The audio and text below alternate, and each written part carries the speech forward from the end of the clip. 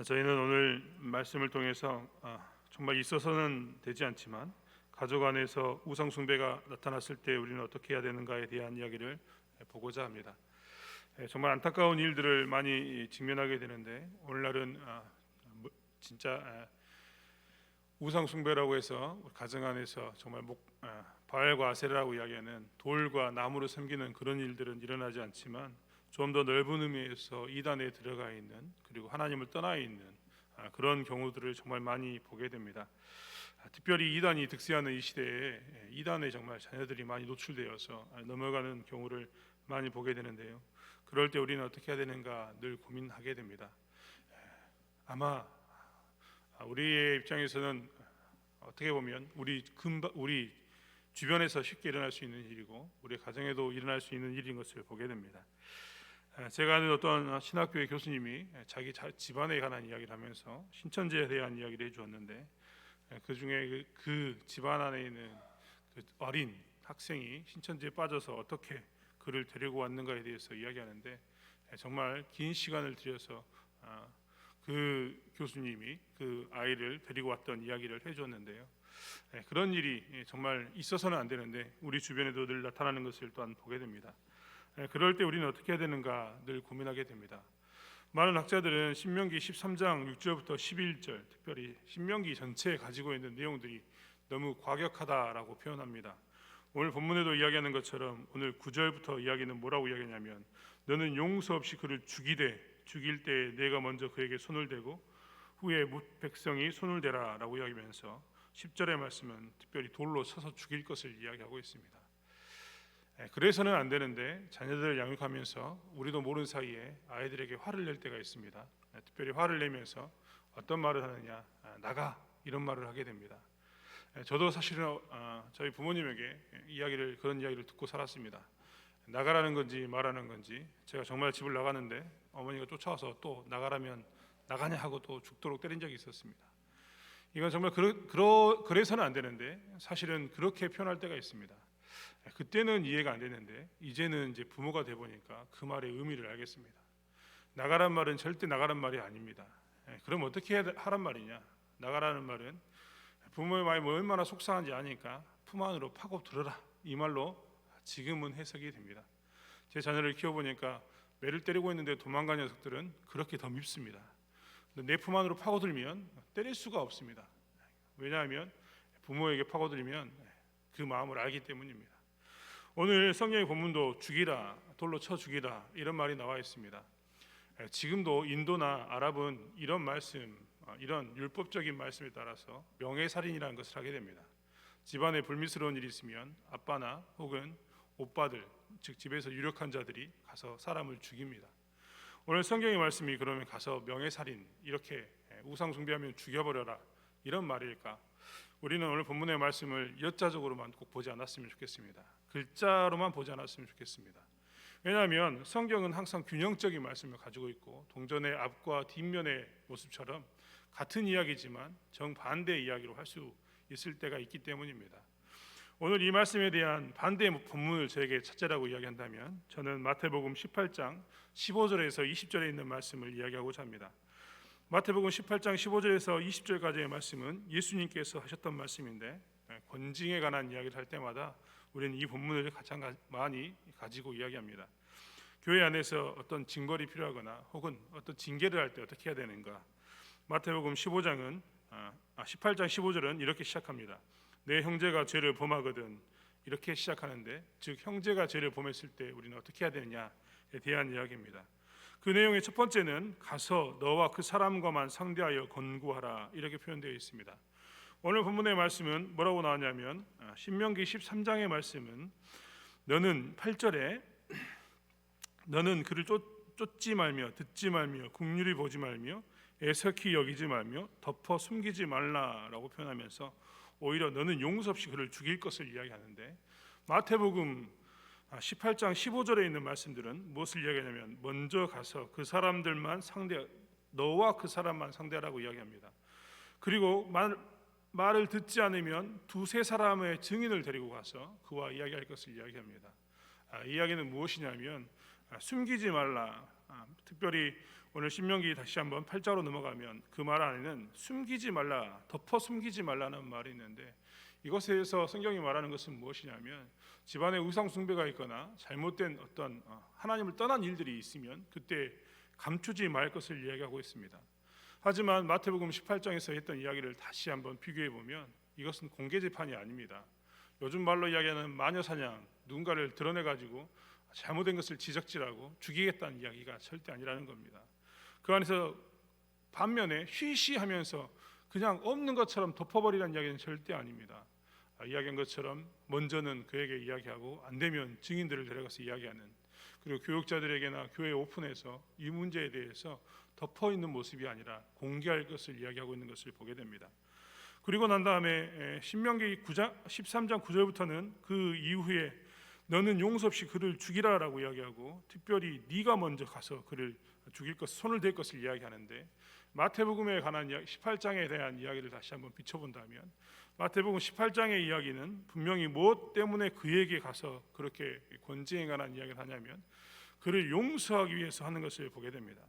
우리 마태복음 18장 15절부터 20절의 말씀만을 보고 이것에 대해서 성경의 본문을 해석할 수 있지만, 사실 마태복음 18장은 통째로 하나님의 말씀을 해석하는 것인데, 마태복음 18장 35절의 마지막 말씀은 이렇게 기록하고 있습니다. 너희가 각각 중심으로 형제를 용서하지 아니하면 내 천부께서도 너희에게 이와 같이 하시리라라고 이야기하면서 이 권징에 관한 가장 근본적인 것은 용서임을 이야기하고 있습니다. 이것에 대해서 비슷한 평행 본문이라고 이 말씀을 또 다른 부분에 기록했는데, 그것은 누가복음 17장 3절입니다. 그 안에는 분명히 뭐라고 못 박아서 이야기하냐면 너희는 스스로 조심하라. 만일 내 형제가 죄를 범하거든 경계하고 회개하거든 용서하라라고 이야기하면서 용서할 것을 이야기하고 있습니다. 그러니까 하나님의 마음은 무엇이냐면, 오늘 신명기를 전하거나 마태복음을 전하거나 누가복음을 이야기하면서 하나님께서 하시는 말씀은 무엇이냐면 단호하게 대처해서 그로 하여금 돌아오게 하는 것에 목적이 있음을 이야기합니다. 명예살인, 오늘날 우상을 숭배하거나 잘못된 이단으로 가면 죽여라 이런 이야기가 아니라 단호하게 대처해서 그로 하여금 돌아올 수 있는 최대한 방법을 강구할 것을 이야기하고 있는 것이 오늘 본문의 이야기인 것을 우리는 볼 수 있다는 것입니다. 그래서 신명기의 말씀 가운데 가족 안에 이단이 생기거나 가족 안에 우상 숭배가 생겼을 때 우리는 어떻게 해야 되느냐, 철저하게 모든 것을 우리는 그를 위해서 철저하게 준비해야 되고, 그가 돌아올 것에 대해서 철저하게 우리는 공개하고, 또한 우리가 스스로 나서서 그 일에 적극성을 가져야 되는 것을 보게 됩니다. 신명기 13장의 말씀만 띄어서 보면 가족 안에 우상 숭배가 들어오거나 이단이 들어왔을 때 우리는 어떻게 해야 되는가에 대한 이야기가 이렇게 결정이 되지만, 신명기 전체적인 이야기를 본다면 우리는 쉐마를 놓칠 수가 없습니다. 신명기 6장에 있었던 말씀은 항상 우리에게 이야기하기를 내 손목과 내 미간에 주의 말씀을 두라라고 이야기하는데, 그것은 무엇이냐면 사실은 신명기 전체적인 있는 말씀은 자녀들의 양육을 위해서는 부모가 말씀 가운데 있어야 하고, 부모가 어디에 있어야 하냐면 말씀을 배우고 익히는 것에 힘쓰는 것을 보여야 됨을 이야기하고 있는데요, 그 말씀을 그대로 가져와 보면 우리는 알 수 있습니다. 어제도 이야기했지만 우상 숭배에 빠졌던 사람들의 대부분의 모습은 공허하기 때문입니다. 공허한 그의 마음을 하나님으로 채울 수 없어서 하나님을 채우지 못하기 때문에 무엇을 찾냐면 하나님의 다른 것으로 채우는 것을 보게 됩니다. 내가 무엇인가 영적으로 막혀 있거나 무엇인가 어떤 한계에 부딪혀 있을 때 사실 그 한계를 통해서 우리는 하나님을 봐야 되는데, 그 한계에 부딪혔을 때 하나님을 보지 못한 상황 가운데 놓이게 되니까 사람들이 무엇을 찾냐면 신령한 표적이나 이적을 보여주는 우상 숭배, 이런 부분에 관심을 두고 거기에 빠져들게 된다는 것입니다. 그렇다면 부모의 역할은 정해져 있습니다. 가족 안에 우상 숭배가 나타나기 전에, 이단에 들어가기 전에 사실 우리는 먼저 무엇을 해야 되느냐, 어제 나눈 것처럼 적극적으로 복음을 증거하는 일에 서야 합니다.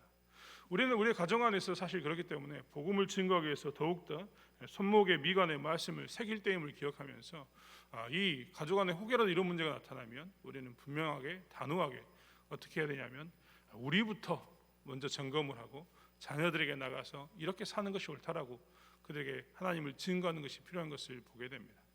이것이 하나님이 우리에게 주신 말씀입니다. 많은 사람들이 가정 안에서, 특별히 교회 안에서는 열심히 봉사하지만 가정 안에서 열심히 봉사하는 사람이 드문 것을 보게 됩니다. 당장 저부터도 굉장히 어렵습니다. 교회 안에서 열심히 하고 가정 안에서 열심히 해야 되는데 가정 안에서 섬긴다는 이야기는 사실 좀 더 우리가 편안하게 생각하는 것 같습니다. 우리는 우리의 자녀들을 하나님의 백성으로 키워야 할 책임을 지고 있습니다. 그렇기 때문에 사실 가정 안에서도 우리는 우리의 자녀들을 잘 섬겨야 합니다. 어떻게 섬기느냐? 우리가 먼저 복음을 증거해야 되는 것을 보게 됩니다. 예전에도 제가 한번 말씀드렸지만 우리는 국어와 영어와 수학을 강조합니다. 시험의 성적을 강조합니다. 우리의 자녀들에게 늘 공부하라라고 이야기하지만 우리의 자녀들에게 좀 더 강하게 신앙생활하라, 예수하라, 예수를 믿으라, 그리고 네가 복음을 알아야 한다라고 강조하지는 않습니다. 사실 이것에 문제가 있습니다. 그 아이들이 한계에 직면했을 때, 공허했을 때 우리가 복음을 증거하고 우리의 삶 가운데서 예수를 더욱더 나누었다면 그들은 그들의 공허함을, 한계를 예수로 채우지 다른 것으로 채우지 않습니다. 그렇기 때문에 사실 가정 안에서부터 우리는 무엇을 해야 되느냐? 적극적으로 복음을 증거하는 일에 힘써야 되는 것을 보게 됩니다. 내 자녀는 다 컸다라고 이야기하지 마십시오. 여러분에게는 여러분의 자손들이 있습니다. 자녀들의 손자들이 있는 거죠. 기회가 될 때마다 그들에게 용돈을 지어주면서 우리가 해야 할 것은 무엇이냐면 용돈보다 더 귀한 예수 그리스도를 증거해야 되는 것을 보게 됩니다.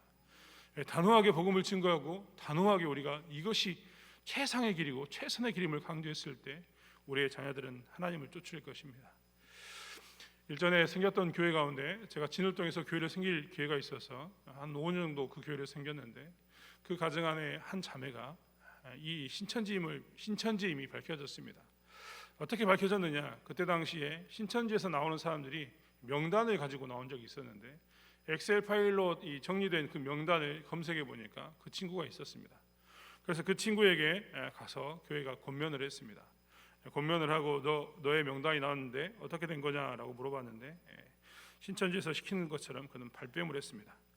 그의 어머님이 집사님이셨는데 지금도 기억하고 있습니다. 그 어머님이 집사님이셨는데 그 친구가 어떻게 했느냐? 엄마에게 가서 울며 불며 온갖 이야기를 다 하면서 나는 이제 이 교회는 못 다니겠다라고 이야기하고 엄마에게 뭐라고 이야기하냐면 앞에 있는 개척교회를 우리가 좀 섬기자라고 이야기했습니다. 지금도 저는 기억하고 있습니다. 여러분 가끔 신천지 유장교회라는 교회에 이렇게 주소가 나와 있는 이 팜플렛을 본 적이 있을 텐데요. 그 친구가 그 아이가 자기 엄마를 데려가는 곳이 신천지 위장교회였습니다. 결국은 그렇게 해서 데리고 간 거죠. 오늘 본문의 말씀을 비추어서 그 아이를 본다면 사실 우리는 단호하게 먼저는 복음을 전했어야 했고 두 번째로 무엇을 했냐면 교회를 떠나는 것이 아니라 교회 안에서 더욱더 네가 어떻게 살아야 할 것인가에 대해서 복음으로 어떻게 살아야 할 것인가에 대해서 다른 곳에 가서 네가 서는 것이 아니라 이 교회 안에서 네가 서야 되는 것을 강조해야 되는 것을 또한 보게 됩니다. 사랑하는 성도 여러분, 우리가 다시 한번 이번 기회를 통해서 이것들을 점검해 보기를 원합니다. 가정 안에 복음을 먼저는 점검해 보고 혹여라도 우리 가운데 그런 문제가 있다면 다시 한번 교회 안에서 우리가 설 것을 정말 하나님의 전 안에 들어가서 다른 곳에 가서가 아니라 그 자리에서 다시 한번 교회 안에서 설 것을 강조하고 하나님께 돌아올 것을 이야기하는 저와 여러분이 되었으면 좋겠습니다. 세상에 있는 많은 것들이 있습니다. 많은 것들이 있고 많은 것들이 놓여 있는데 그 중에 우리가 가장 자손들에게 남겨줄 수 있는 것은 예수 그리스도의 십자가의 은혜인 것을 보게 됩니다. 다시 한번 그렇기 때문에 복음을 나누는 저와 여러분이 되기를 원합니다. 아이들은 갈수록 개인주의에 빠져서 건들지 말라고 이야기합니다. 그것은 어머니의 세대 이야기고 아버지의 세대 이야기고 우리의 세대는 다르다고 이야기합니다. 하지만 세대가 달라도 같은 것이 있습니다. 그것은 예수 그리스도이고 우리 가정이 여전히 복음 안에 서 있어야 하며 하나님 안에 서 있어야 된다는 것입니다. 그렇기 때문에 그것을 가지고 나가는 저와 여러분이 되기를 원합니다. 교훈과 학대의 차이는 무엇이냐면 그 안에 사랑이 있는가 없는가의 차이입니다. 내가 아이들에게 회초리를 들어도 그 안에 사랑이 있으면 그것은 교훈입니다. 하지만 그 안에 사랑이 없으면 그것은 학대입니다. 우리 자녀들에게 다시 한번 예수 그리스도의 사랑을 가지고 나가서 자녀들을 바르게 세우고 복음 안에 세우고 가정을 다시 한번 하나님께 집중하게 하는 그 일에 힘쓰는 저와 여러분이 되길 원합니다. 기도하겠습니다.